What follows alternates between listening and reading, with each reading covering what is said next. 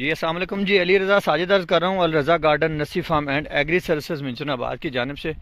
बहुत सारे दोस्त जो है ना वो एक सिट्टा देखते हैं मुख्तलिफ पम्फलेट्स पर, ब्रोशर्स पर ना, एड्स पर एक सिट्टा देखते हैं। वो सिट्टा एक्चुअल है पर्पल गंदम का, लेकिन ब्लैक गंदम के नाम से लोगों ने लगाया हुआ है दोस्तों ने।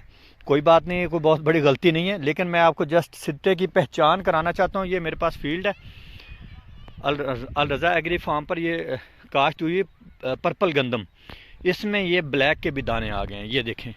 इसमें एक दाना ब्लैक का ये भी है, एक ये भी है। तो आपको मैं सिट्टे की पहचान करा रहा हूँ। यहीं पे मैं बैठ जाता हूँ। ये आप सिट्टा देखें, ये सिट्टा देखें, एकदम दाने जो है ना बिल्कुल गुंदे हुए, जिस तक गुंदे हुए।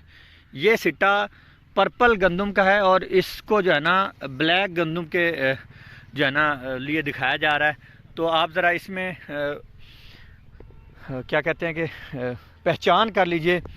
ये सारे सिट्टे आपको एक ही जैसे नज़र आ रहे हैं। ये देखें, एक दोस्त ने मुझे इनबॉक्स में किया है मैसेज, तो मैंने उसके लिए ये आप सब दोस्तों को वीडियो बनाकर दिखाना चाहिए। ये आप देखें, ये देखें, ये पर्पल गंदम है।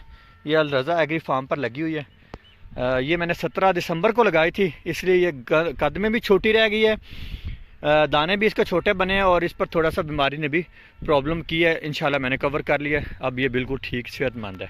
तो ये बिल्कुल इस गंदम के साथ तो नहीं, लेकिन इंशाल्लाह कुछ 4 दिन बाद पक जाएगी।